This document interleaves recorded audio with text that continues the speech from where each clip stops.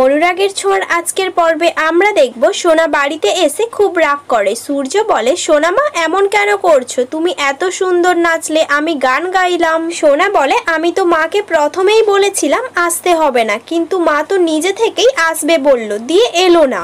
এরপর দীপা বাড়িতে এসে বলে, আমি রূপার খোঁজ পেয়ে চলে গিয়েছিলাম। তারপরে অনুজা দীপার কান লক্ষ্য করে জিজ্ঞেস করে, তোমার কানের দুল কোথায় গেল? দীপা বলে, একটা লোকের কথাতে আমি রূপাকে বাস স্ট্যান্ডে খুঁজতে গিয়েছিলাম, কিন্তু রূপাকে ওখানে খুঁজে পাইনি। ওই লোকটা খবর দিয়েছিল জন্য ওই লোকটাকে আমি কানের দুলটা দিয়ে দিয়েছি।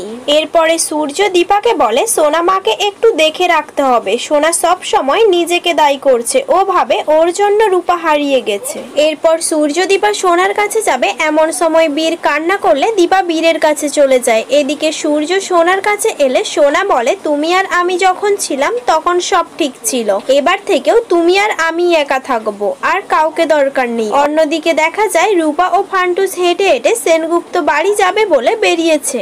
এদিকে দীপা উপরে না যাওয়ার জন্য সবাই দীপাকে খুঁজতে নিচে আসে। সোনা রেগে চলে যাবে, এমন সময় দীপা এসে বলে, মা তোর কি হয়েছে? মা কি তোকে কষ্ট দিতে পারে? মার উপরে প্লিজ রাগ করিস না।